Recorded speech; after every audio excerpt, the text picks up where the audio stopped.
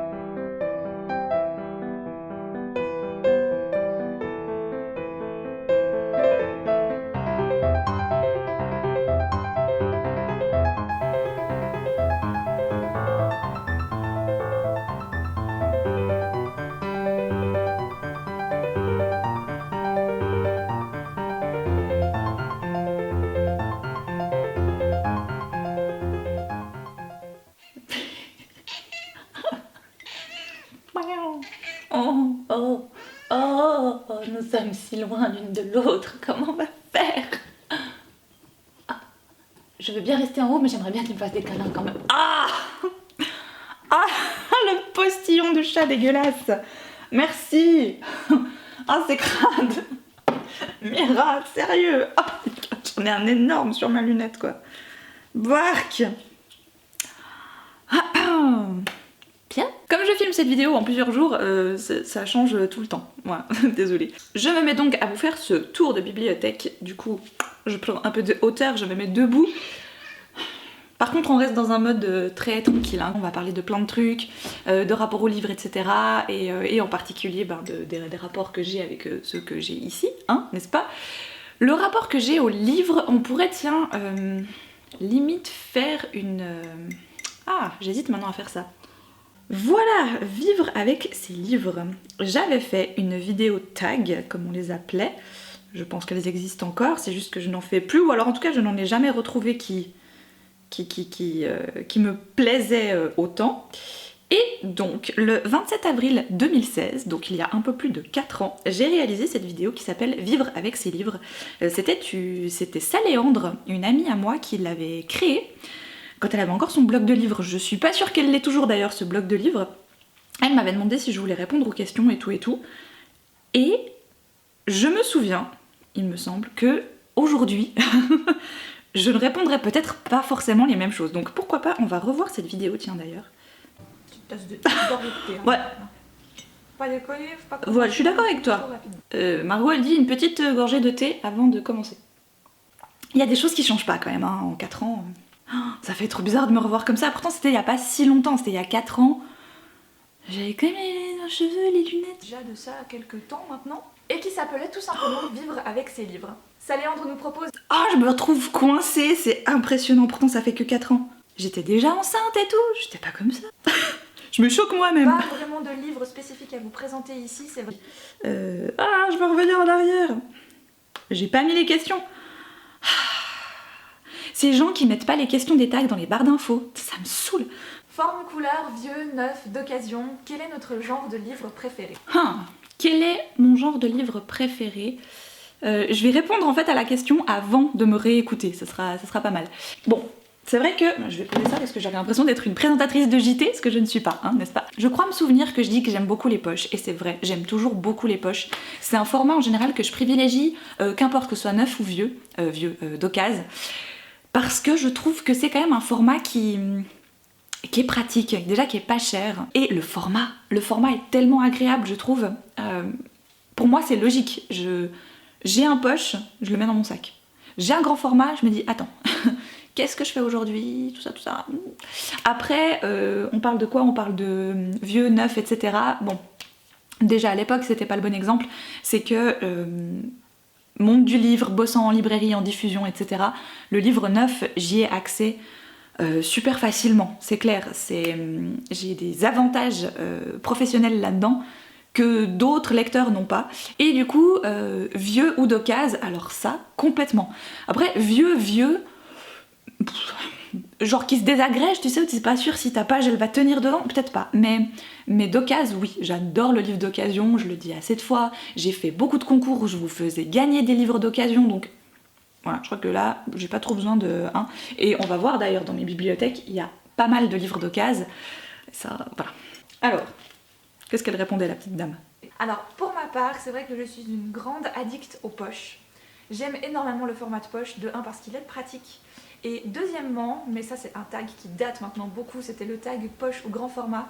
J'avais dit dans cette vidéo que souvent, la couverture du poche me plaisait plus que la couverture du grand format. Ce qui, normalement, est l'inverse chez beaucoup de personnes, mais très souvent, et c'est toujours vrai. Je suis moins attirée par la couverture du grand format que par la couverture du poche.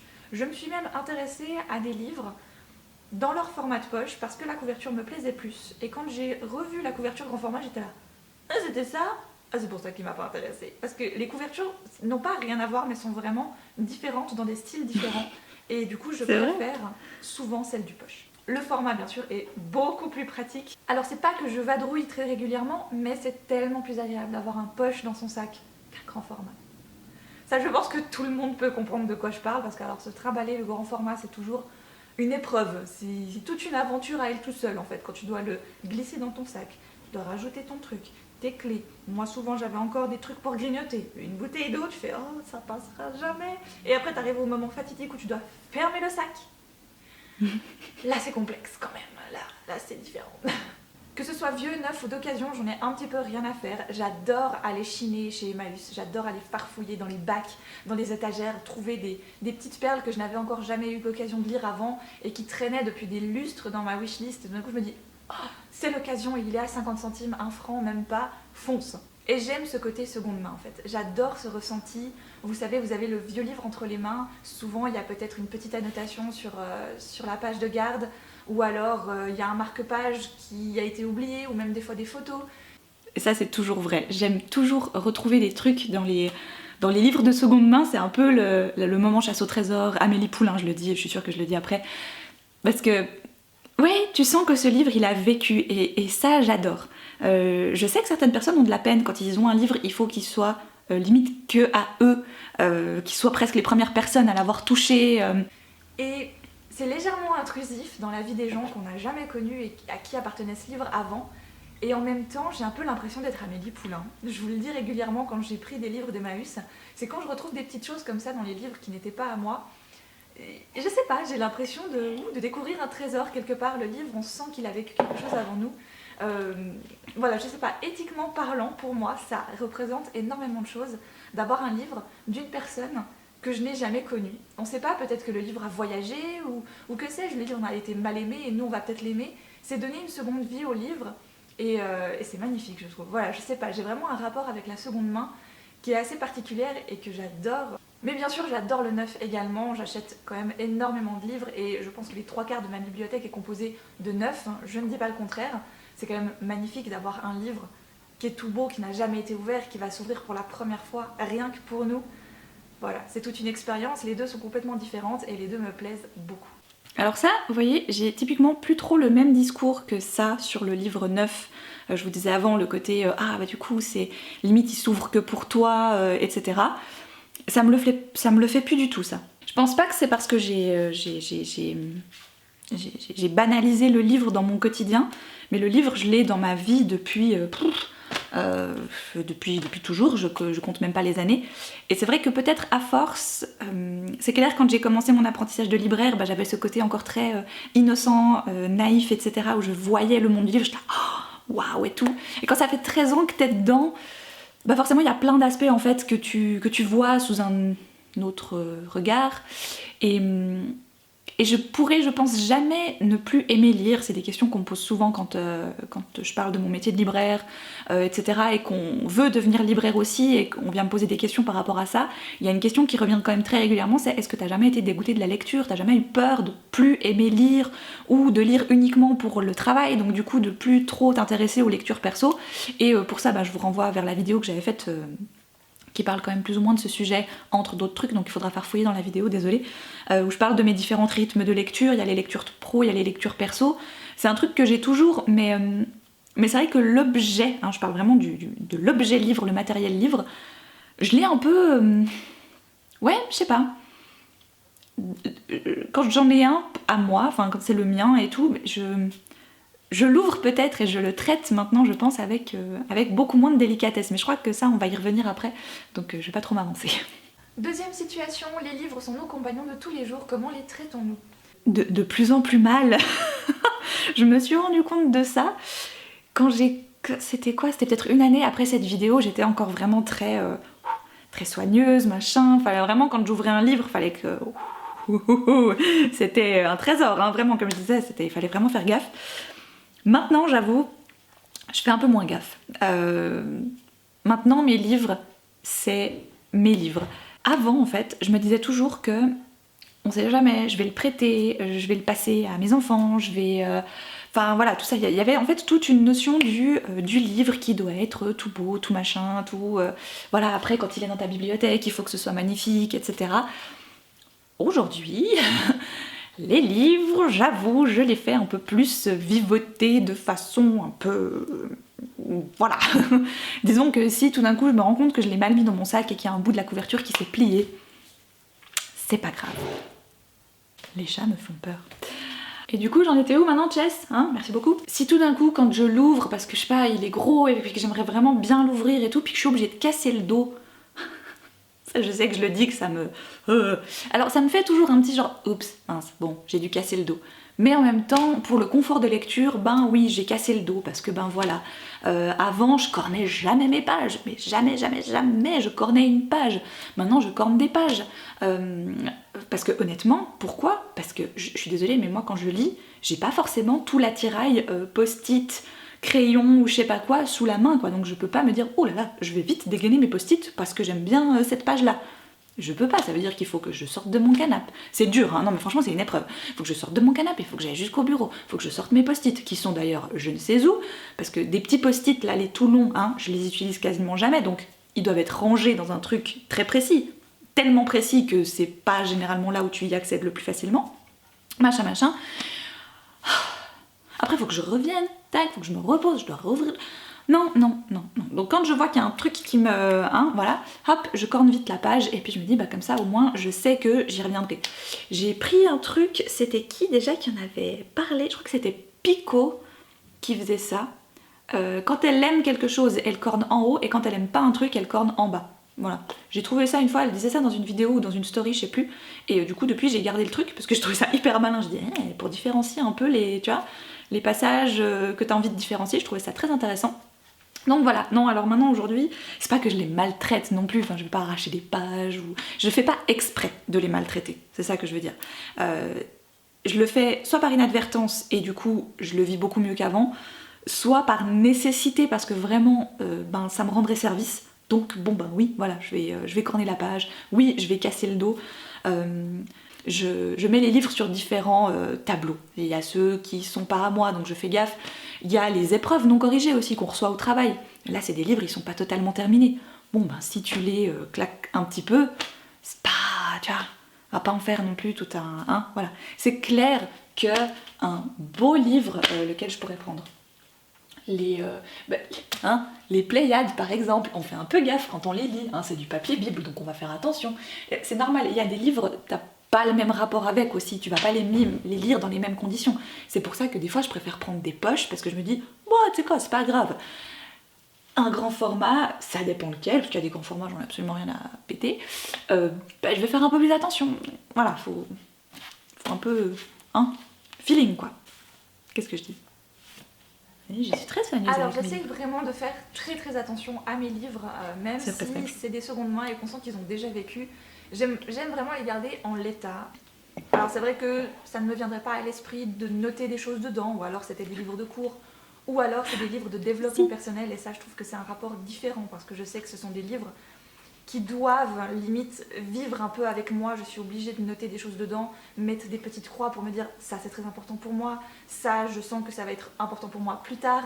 C'est des livres qu'on va volontiers relire et relire, donc c'est une autre approche. Pareil pour les livres de cuisine. Ça si c'est je vrai. dois faire des changements de recettes directement dans le livre, je le fais parce que c'est beaucoup plus pratique. Maintenant les romans, aucune annotation, j'essaye de garder le livre le plus parfait possible, on va dire. Je ne les corne pas parce que j'ai quantité de marque-pages, donc forcément ce serait stupide de les corner.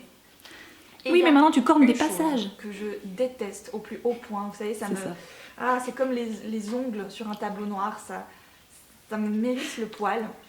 C'est de casser le dos du livre. Non. Voilà. Pourquoi? Troisième situation, les livres dans les transports. Je prends plus trop les transports en fait à vrai dire, donc du coup je peux plus trop répondre à cette question, mais clairement c'est un truc que j'ai toujours sur moi au cas où que. Je suis obligée d'avoir un livre, on sait jamais. En fait pour moi le on sait jamais, ça peut s'appliquer à plein de trucs. Je garde cette robe, on sait jamais. Je garde cette vaisselle, on sait jamais. Je vais garder ce boui-boui parce qu'on sait jamais. Bon, ça c'est fini, ça n'existe plus, ça on fait plus, enfin bon, voilà. Par contre le livre, je vais prendre ce livre, on sait jamais. Et ça m'arrive pour tout, Des fois on va manger chez mes parents et je mets un livre dans mon sac et Vincent il me regarde, il me fait mais il fait quoi là? Je dis on sait jamais. Mais on sait jamais quoi? On sait jamais. Toujours avoir un livre sur soi. Même si mon lieu de travail aujourd'hui n'est pas éloigné, c'est vrai qu'avoir un livre sur soi c'est toujours quelque chose que je prends l'habitude de faire. D'ailleurs même quand je vais au repas de famille, j'ai un livre sur moi, on sait jamais ce qui peut se passer, on sait jamais. Mais le livre dans les transports pour moi c'est le plus important. J'ai la chance ultime de ne pas être malade en voiture ou en bus ou en train, qu'importe. Donc c'est vrai que de pouvoir lire dans les transports, c'est le pied. Quatrième situation, le livre et les activités du quotidien. Le livre et les activités du quotidien. C'est-à-dire? Ah oui, oh là là. Ah oui, ça a bien changé quand même. Oui. Avant, disons que je lisais un peu n'importe quand. Je lisais quand j'avais un petit moment, je faisais une tâche, je parle surtout pendant mes jours de congé, pas quand tu travailles, mais je faisais une tâche, après j'allais me poser, je bouquinais un moment, voilà. Aujourd'hui c'est sûr que c'est plus trop les mêmes rythmes, n'est-ce pas? Depuis cette vidéo je suis devenue maman, j'ai beaucoup lu au début, à la naissance de ma fille. Bon, j'avais une certaine fascination pour mon enfant, donc forcément que je pouvais la poser à un endroit et la regarder pendant 3 quarts d'heure, 1 heure, sans rien faire d'autre. Mais petit à petit, quand elle a vraiment commencé à faire partie de notre vie, tu sais, puis vraiment elle s'intègre complètement à ton quotidien, là, très régulièrement, je la posais à côté de moi, et moi je bouquinais pendant ce temps-là. J'ai énormément lu juste après sa naissance. Et puis à force, elle devient plus grande, maintenant elle a plus de 3 ans et demi, c'est plus possible de la même façon. Des fois, tout d'un coup, on peut avoir un moment, une sorte de bulle comme ça, où, je sais pas, elle fait de la pâte à modeler, elle dessine, elle joue, toute seule, et là du coup je me dis, c'est le moment ou jamais. Et c'est pas le moment ou jamais pour faire autre chose. Je me dis pas, tiens, je vais faire une tâche ménagère, ou je vais faire un truc à la cuisine, ou que sais-je. Non, quand il y a ça, quand il y a ce genre de moment qui pop comme ça dans ma journée de congé, j'en profite, je me pose un moment à côté d'elle et je bouquine. Voilà, maintenant on a un petit coin, j'ai mon fauteuil et puis elle a sa table à dessin juste à côté. Je me dis c'est parfait quoi, parce qu'elle se pose là, elle dessine, moi je suis juste à côté d'elle et je sais c'est normal, elle a besoin en fait d'être entourée. Elle n'a pas encore ce réflexe d'aller jouer dans sa chambre parce qu'elle n'a pas envie d'aller jouer toute seule dans sa chambre, elle a envie d'être avec nous, elle a envie d'être avec moi, elle a envie d'être avec les chats, enfin voilà, et c'est normal. Et enfin bref, tout ça pour en venir à quoi? Oui, donc du coup c'est ça un peu mes lectures du quotidien. Et du coup je lis beaucoup moins, mais beaucoup plus le soir. Le soir ou le matin quand elle n'est pas encore debout, ça je vous l'avais déjà dit aussi. Le soir quand elle est au lit, voilà, là je me dis c'est mon moment. C'est pour ça que je ne fais plus rien d'autre. Soit je me regarde une série, un film ou ces bouquins, mais c'est un des trois et c'est rien d'autre. Ou alors je fais d'autres trucs en même temps. Enfin, je veux dire, quand je regarde une série par exemple, je fais un truc créatif pour moi à côté. Mais je fais vraiment que des trucs pour moi à partir de ce moment-là. Avant, quand j'avais pas encore d'enfants, ben c'est clair que mes journées de congé, elles étaient pas du tout rythmées pareil. Je pouvais un peu faire les trucs quand je voulais et mes journées étaient pas du tout découpées. Ben voilà, tout d'un coup j'avais envie de, je sais pas, de passer la poussière à 20h, ben je passais la poussière à 20h quoi. Enfin, ça regardait que moi quoi finalement. Là maintenant, non, c'est plus, voilà, j'axe mes journées plus du tout autour de moi, j'axe mes journées autour d'elle, et du coup bah forcément que ma lecture, bah ça fait que partie de moi, donc on fait des autres activités hein, autour de la lecture, on va lire ensemble, on va regarder des albums, etc. Et ça j'adore faire ça avec elle.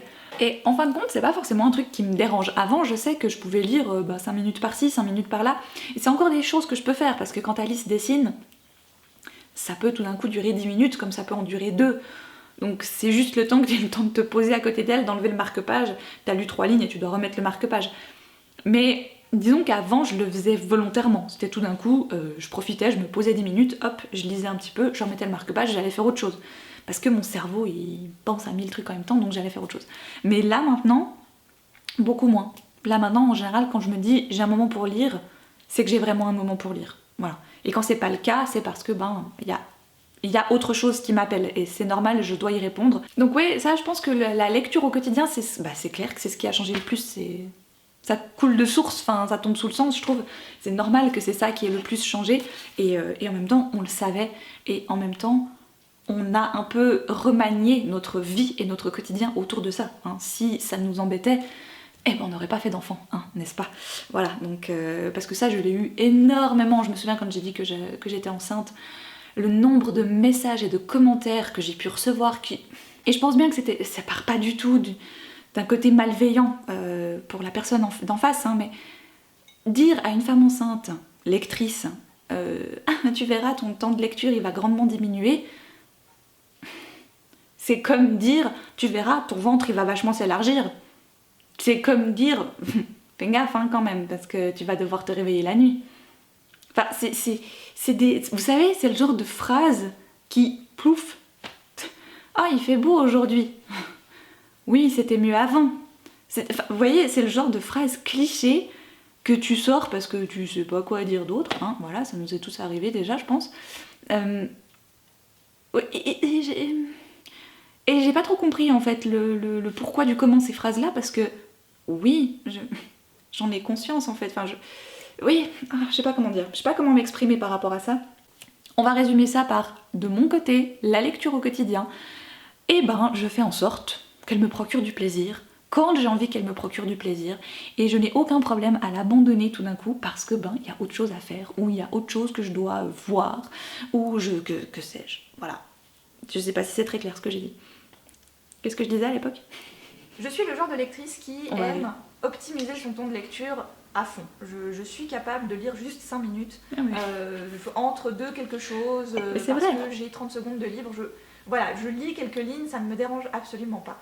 Je lis dans mon bain, bien sûr. Alors ça c'est le moment ultime, j'adore lire dans mon bain. J'ai eu un léger traumatisme avec la lecture. J'aime toujours lire dans mon bain. C'était avec Harry Potter et la Chambre des Secrets en édition Folio Junior, je m'en souviens encore. Je me fais couler mon bain, je prends Harry Potter et bien sûr, là c'est le drame. Harry Potter tombe dans la baignoire. Vous voyez la taille du 2 ? Ben, il a triplé de volume, hein, forcément. J'aime optimiser mon temps de lecture, donc je l'assimile assez facilement à mes tâches du quotidien. Là, je dis j'aime optimiser mon temps de lecture. Aujourd'hui, c'est plus le cas.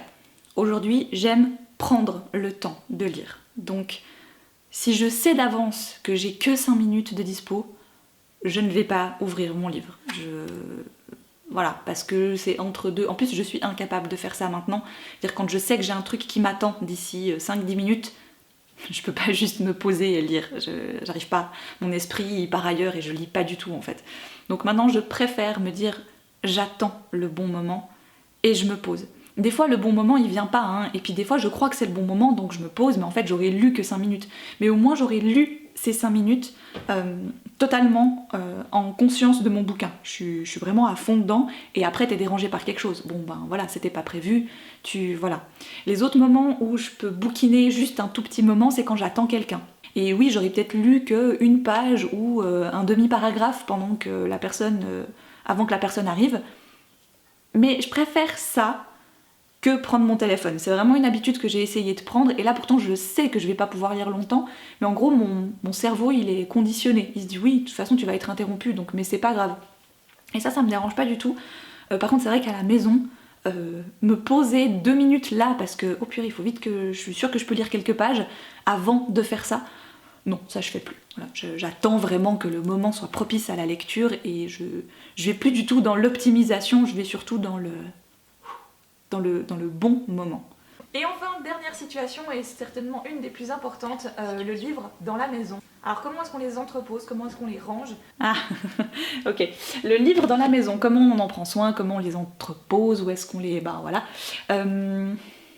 Bon là on vient de déménager, c'est pas un très bon exemple parce que du coup j'ai pas de...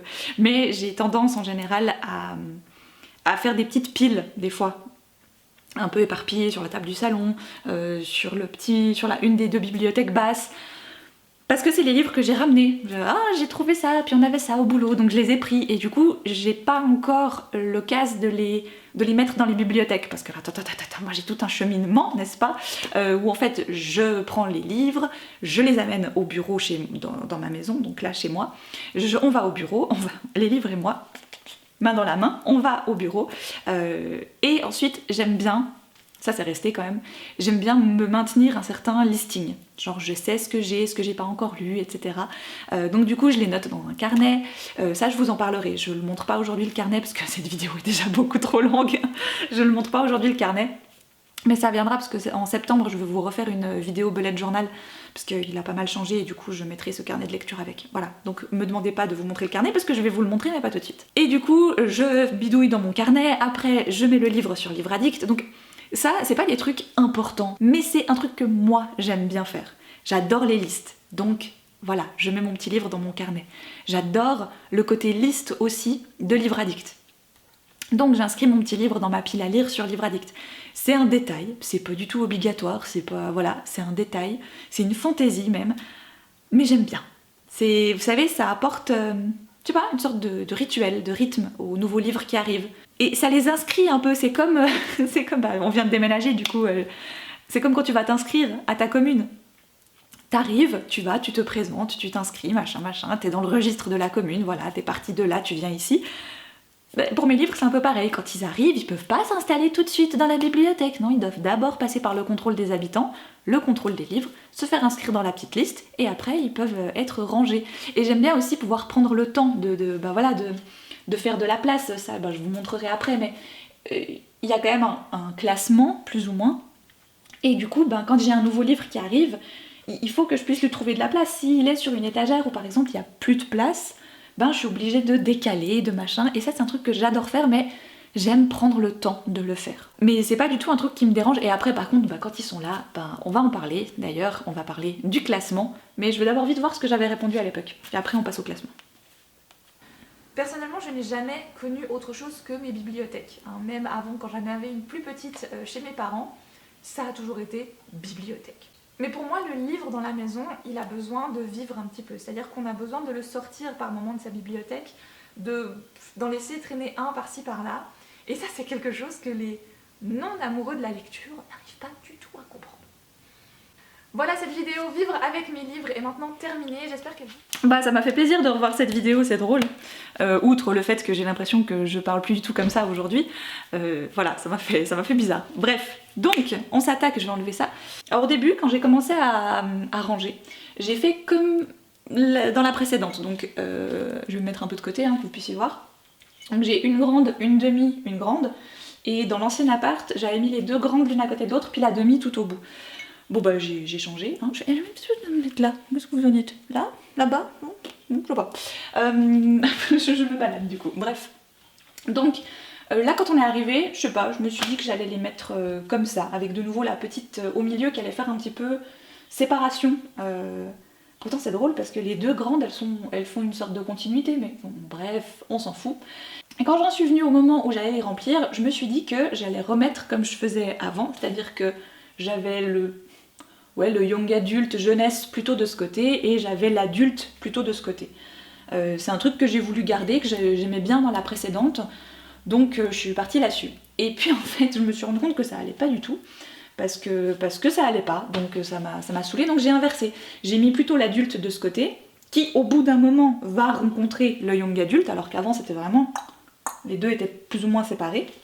Donc là, au bout d'un moment, l'adulte va rencontrer le young adulte, puis ça continue de l'autre côté, et au milieu, il y a les trucs qui vont avec rien, quoi, qui sont un peu uniques, un peu tout seuls. Et tout en bas, je vous montrerai, mais ça n'a pas changé, je mets toujours les bandes dessinées et les beaux livres, parce que c'est le bas de la bibliothèque, donc je trouve que ça tient mieux, et que c'est plus malin de les mettre là. Voilà. C'est bon? On y va? Ah, puis les poches, je vous montrerai, ils sont dans les deux autres bibliothèques, mais elles sont à part, parce que j'avais pas la place pour tout mettre l'un à côté de l'autre. Donc voilà, j'ai dû un peu réorganiser le tout quand même. Hein. Voilà, il n'y a plus de thé. Alors bien sûr, vous n'allez plus trop me voir là, hein, vu que je vais tenir l'appareil pour vous montrer un petit peu tout ça. On va pas passer tous les livres en revue, hein, par contre, parce que ça va pas être... voilà. Ah oui, et vite une chose, il y a un truc que j'ai pas précisé, c'est que la pile à lire, du coup, n'est plus du tout à part. Hein. Maintenant, elle est mélangée avec tous les livres. Donc il n'y a plus de différence entre livres non lus et livres lus. Voilà, si vous vous posiez la question.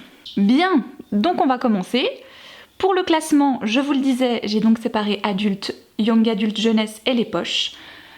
On va commencer par la première bibliothèque, qui est celle, on va dire, des éditions adultes, plus ou moins, hein. Des fois ça marche, des fois ça marche pas.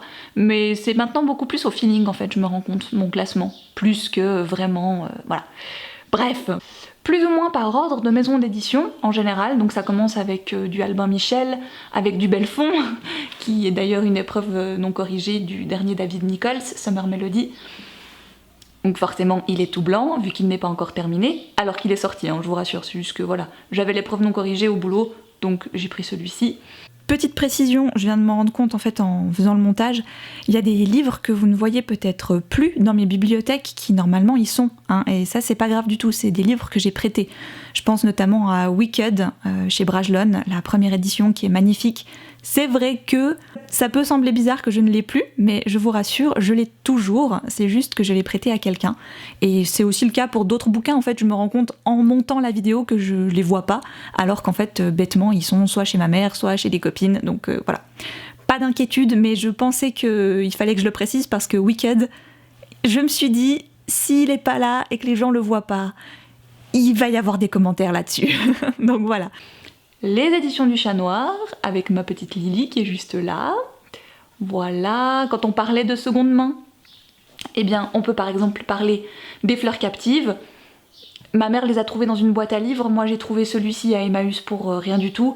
Oui, bah ça se voit, c'est de la seconde main, celui-ci il a une tache. C'est un détail quoi, hein. C'est des choses qui arrivent, on va pas chipoter, ils étaient gratuits, ils étaient pas chers. Une chose qui a aussi pas mal changé à force dans mon rapport au livre, c'est d'avoir toujours les mêmes éditions pour une seule et même série.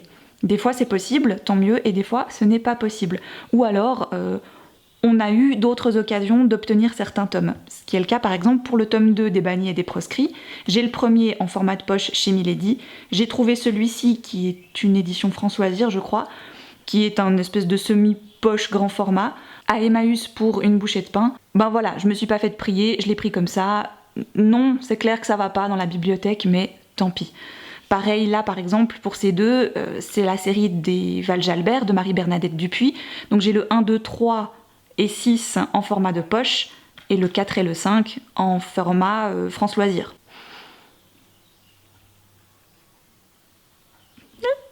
Là il y a... je vois pas ce que je fais. Là il y a Moody, Roméo et Juliette. Ah oui, ces éditions-là. Celles-ci, c'est fou quand même, je les déménage à chaque fois. Elles sont hyper vieilles. Hyper vieilles. Ouais, quand même, elles doivent peut-être avoir bien 10 ans, je dirais. Hop. Ce sont les éditions Marabout Fantastique, qui est une collection de chez Marabout, qui n'existe plus d'ailleurs, où j'ai Dracula et Frankenstein. Aujourd'hui, je les trouve même un petit peu kitsch. À l'époque, je les trouvais magnifiques. Alors c'est une réflexion personnelle, mais à mon avis, ils ont dû les ressortir à ce moment-là, dans ce genre de collection-là, pour que ça aille un peu avec le... Comment tu disais à l'époque le surnaturel glamour, le glamour surnaturel. Je sais plus, il y avait un terme un petit peu comme ça, c'était à l'époque le journal d'un vampire, il y avait quoi encore? Il y avait les Twilight, typiquement, les Beautiful Creatures, les 16 lunes, c'était la même chose. Voilà, pour moi c'était pour que ça aille un petit peu avec, et d'ailleurs, derrière Moody et moi, il y a Comment se débarrasser d'un vampire amoureux, qui est, je pense, un des seuls plus ou moins livres de ce genre de l'époque, que j'avais vraiment beaucoup aimé. J'ai pas lu la suite d'ailleurs, il y a eu un tome 2 mais que je n'ai jamais lu parce que ça m'intéressait pas, qui était fort original. Je sais pas pourquoi il est là, il aurait vraiment plus sa place avec les young adultes jeunesse, mais bon voilà, il est là. Dans le genre suite de séries que je n'ai pas dans les mêmes formats ou dans les mêmes collections, Les Sorcières de Northampton, j'ai le tome 3 en format de poche parce que en grand format, il est épuisé il me semble. Ma foi voilà, c'est pas grave. Pareil pour les Kate Morton, c'est les 2 que j'ai en grand format, les autres je les ai en poche, certains je les ai même plus parce que c'est ma mère qui les a, enfin... Ça, ce sont les volumes de la série Anne, de Lucy Maud Montgomery, donc Anne with an E, Anne des pignons verts. Surveillez les éditions Métamorphose, si je dis pas de bêtises, il devrait y avoir à la rentrée cet automne une édition de Anne chez eux. Moi j'avais eu ceux-ci aux éditions Terre d'Amérique, j'avais galéré pour les avoir d'ailleurs, mais je les ai, j'ai pas le tome 1 parce qu'il est chez ma mère. J'essaierai de penser de vous mettre en barre d'infos d'où proviennent les petites affichettes, les petites décos, etc. qu'il peut y avoir dans ma bibliothèque. Pour l'instant elles sont là parce qu'il y a de la place, quand il n'y aura plus de place, et elles iront ailleurs. Comme je vous disais, je peux pas m'arrêter sur chacun des livres, donc si tout d'un coup il y en a qui vous intéressent, que vous n'avez pas eu le temps de voir ce que c'était, je vous mettrai ma bibliothèque numérique en barre d'infos sur Livre Addict, vous pourrez aller checker titre par titre si vous voulez. Et là, on arrive au moment où c'est la scission. On termine avec les Romain Sardou, les Nicolas Beuglé chez XO, et on commence le Young Adult Jeunesse avec Nin et Albin Michel. L'épouvanteur, toujours dans la place. Je n'ai pas encore pris le temps d'acheter la suite, donc j'ai le dernier tome pour moi, c'est celui-ci, n'est-ce pas? Ça veut dire que c'est la fin de la saga principale. Et puis là, c'est une autre trilogie qui commence. En français, ils ont décidé de poursuivre carrément. On voit au niveau des tomes, ça c'est le 13, le 14, voilà. Il me manque le 15 et le 16. Si vous cherchez une chouette dystopie que j'ai un peu moins vue que les très très connues, après c'est un genre qui me parlait beaucoup moins et que j'ai beaucoup moins lu, donc toutes les dystopies qui sont sorties, je les ai pas lues parce que j'étais pas vraiment le bon public. Mais Legend de Marie-Lou vaut clairement le détour. Alors là je les ai en anglais parce que c'est ultra accessible. Je la trouve vraiment très très bien. C'est aussi peut-être parce que je les lis en anglais et du coup je fais plus attention au vocabulaire et moins au fond de l'histoire. Donc je suis un petit peu moins regardante là-dessus peut-être. Et tout en bas, comme je vous le disais, les bandes dessinées et les beaux livres. Alors là-dedans, il y a eu beaucoup de tri, vraiment énormément de tri. J'en ai donné beaucoup parce que tout simplement je me rendais compte que beaucoup de ces beaux livres étaient magnifiques, mais que je ne les regardais ou les ouvrais que très peu. Donc j'ai vraiment gardé uniquement ceux qui me parlaient le plus. On retrouve bien évidemment le Maman aux éditions Mijade. Si vous avez un cadeau à faire pour une maman, foncez, cet album est juste magnifique. Il aura bientôt plus sa place chez Alice que chez moi, c'est les souvenirs du vieux chêne, parce que c'est Frédéric Pillot, voilà, et que les histoires sont sublimes et les illustrations aussi. Pour ce qui est des livres de fées, je vous laisserai en barre d'infos une vidéo que j'avais faite sur le sujet. Peut-être d'ailleurs qu'il y a des livres que je présente dans cette vidéo que je n'ai plus aujourd'hui, c'est possible. J'ai toujours mon Celtic Fairies de Jean-Baptiste Monge, j'ai toujours le Fairy de Brian Faude, j'ai toujours les livres de fées de Olivier Ledroit. Voilà, c'est mes classiques dans le genre. On en vient ensuite à la petite bibliothèque du milieu, où il y a un petit peu de tout. Tout en haut, on va l'appeler l'étagère des livres un peu précieux, des livres de contes assez vieux, les Puffin Bloom de chez Penguin avec une édition en anglais de Anne également, Little Woman, donc les 4 filles du Dr March.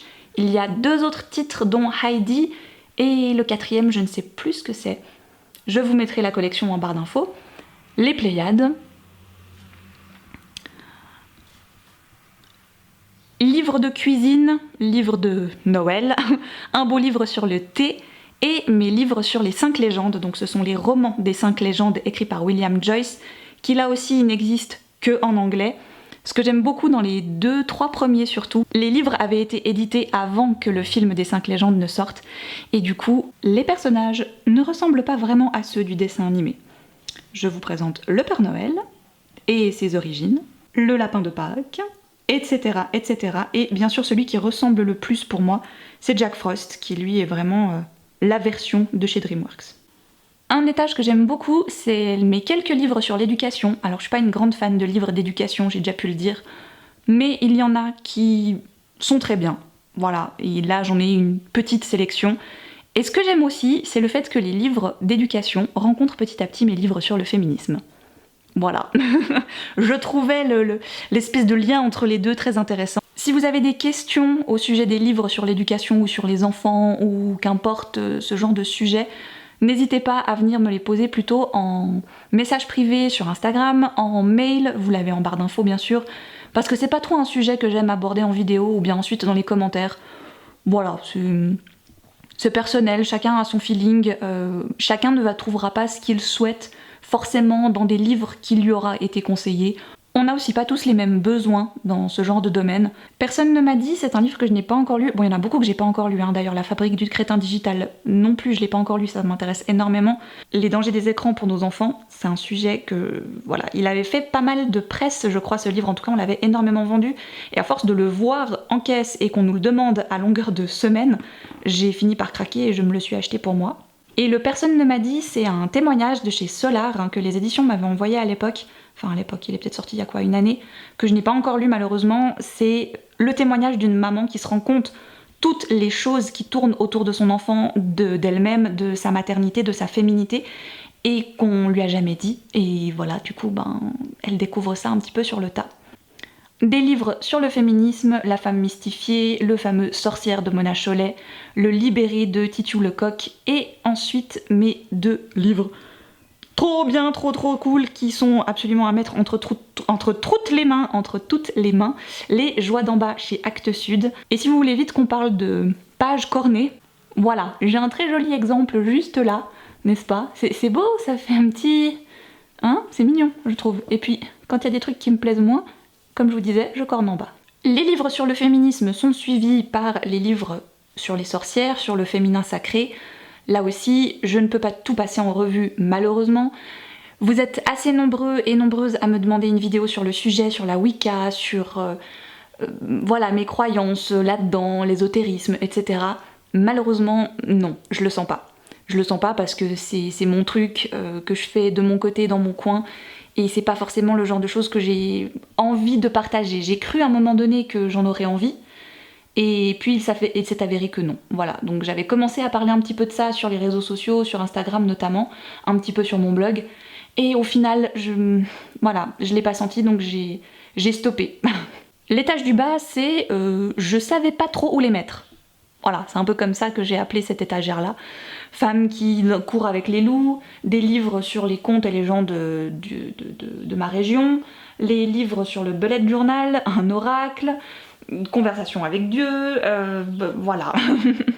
D'ailleurs, celui-ci, que je n'ai d'ailleurs toujours pas lu, qui depuis le temps est sorti en poche, est le livre du créateur du bullet journal, Ryder Carroll, et ce n'est pas du tout un livre sur comment faire son bullet journal, c'est plus un livre de développement personnel. Alors je précise, je l'ai pas lu encore, hein, donc je peux pas, voilà, mais ça m'intéresse énormément parce que je me dis, c'est ça aussi qu'on veut savoir avec le bullet journal, c'est comment il peut nous aider, comment cet outil peut nous aider à rester organisé, à nous comprendre, etc. Et ben alors, qu'est-ce qui s'est passé? Et forcément, à côté, y a ma bubule, quoi. Suite de beaux livres, tout en bas, avec 2 coffrets de Jill Barclay que pour l'instant j'arrive à mettre comme ça, donc je suis très contente parce qu'ils sont tout mignons, tout choux. À l'intérieur, ce sont 4 petits livres comme ça, et ça fait un peu penser à du Béatrix Potter, et moi je suis fan, et j'adore ce genre de dessin et d'univers, et... La bibliothèque Young Adult, je vais passer un peu plus rapidement en revue parce que honnêtement, vous la connaissez déjà beaucoup, elle n'a pas beaucoup changé ni évolué. Là, c'est le début de ma collection des Rouges Murailles, que j'ai presque au complet, hein, gentiment. Voilà, il me manque, je crois, 3-4 des volumes, pas vraiment plus, je crois. Dans les intégrales, hein, bien sûr. Ça, c'était ma grande trouvaille et ma grande fierté, les Chroniques du bout du monde. Ils sont tous épuisés aujourd'hui aux éditions Milan et je les ai tous trouvés à Emmaüs comme ça, ils étaient posés dans une caisse. J'ai fait mais ça c'est trop beau, ça il faut que je parte aujourd'hui, maintenant, tout de suite avec les désastreuses aventures des orphelins Baudelaire qui sont toujours là. Mortal Instruments. Oh, le petit Hunger Games là qui est tout seul. Bah oui, parce qu'en fait je me suis séparée de la trilogie de base, parce que voilà, je les ai lus une fois, ça m'a suffi. Malheureusement elle n'a pas fait partie des trilogies que j'ai eu envie de garder et de me dire ah bah tiens, celle-ci, je la ferai lire à ma fille plus tard. Elle les lira certainement, mais voilà, on les prendra à la bibliothèque.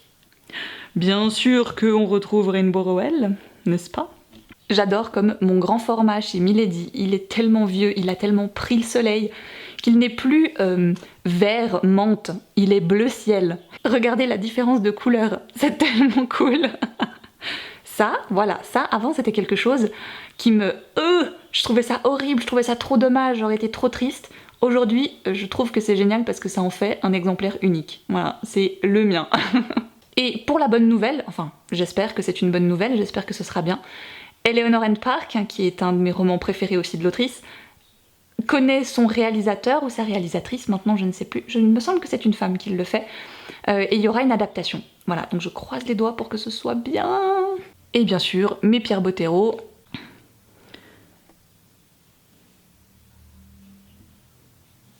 Et on termine avec le reste des bandes dessinées, les rescapées, celles que j'ai décidé de garder.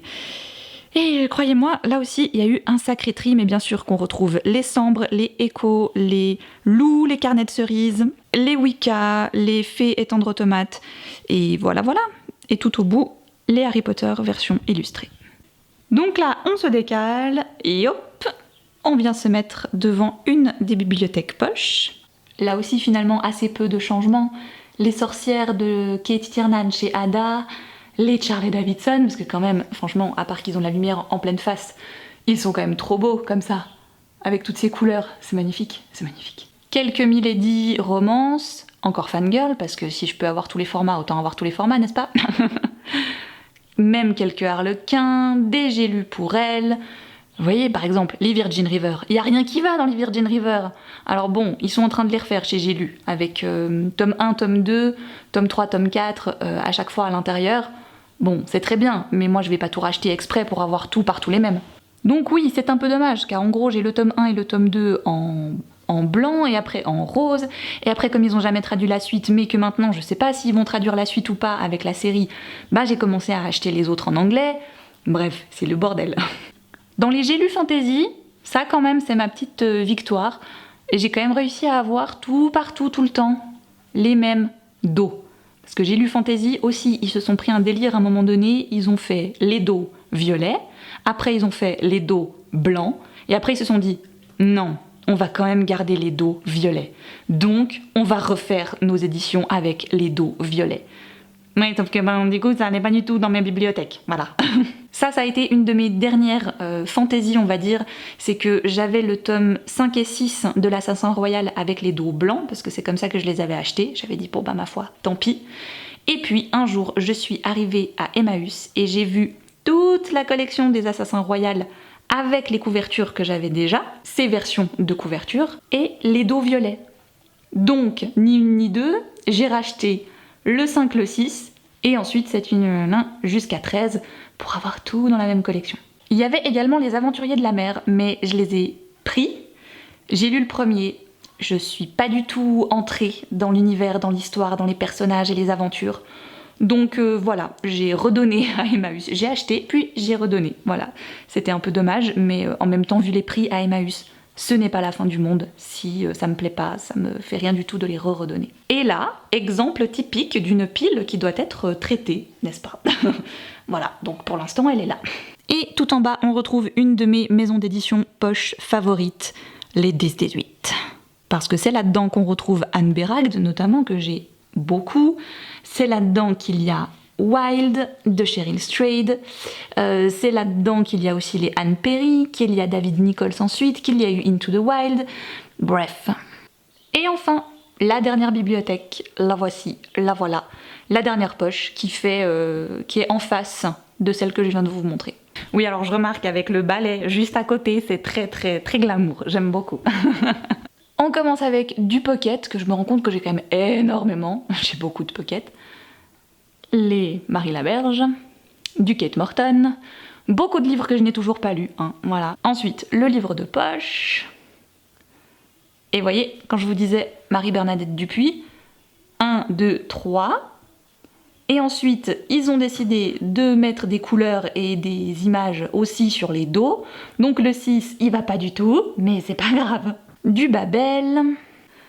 Trop peu de Gallmeister, vraiment trop peu. J'aime beaucoup trop cette maison d'édition, mais voilà, trop peu. Du Peatrum, parce que Peatrum. Là, on sait pas pourquoi, tout d'un coup, il y a quelques folios jeunesse et quelques pôles fiction qui... Voilà, qui sont restés. Mais le jour où j'ai plus de place, ceux-ci, ils vont partir dans la chambre à Alice, forcément. Ce qui est déjà le cas pour beaucoup de séries jeunesse, en fait, que vous n'avez pas vues dans mes bibliothèques là. C'est parce qu'elles ont migré, hein. Elles ont été chez Alice parce que j'avais plus de place. Des folios. Alors les folios, avant, j'en avais beaucoup plus que ça. Vraiment, j'en avais peut-être les 3/4 d'une étagère.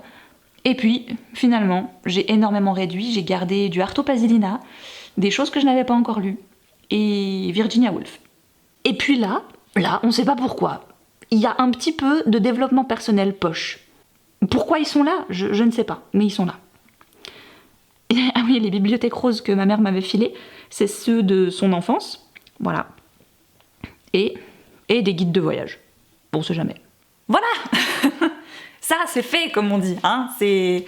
Je ne risque pas de la refaire tous les ans, par contre, hein. Ne vous attendez pas à ce que je reprenne un rythme de « Oh, bah, on va faire un tour des bibliothèques tous les ans ». Non, je pense pas. Mais je trouvais que c'était intéressant de faire cette vidéo tout en parlant aussi du rapport qu'on a au livre, hein, parce que c'est un rapport qui change quand même avec le temps, on n'a pas toujours le même, et j'avais envie justement d'inclure ça à l'intérieur. Donc j'espère que ça vous a plu, malgré la longueur, malgré le blabla, mais vous savez que en général, quand je suis lancée, on ne m'arrête plus.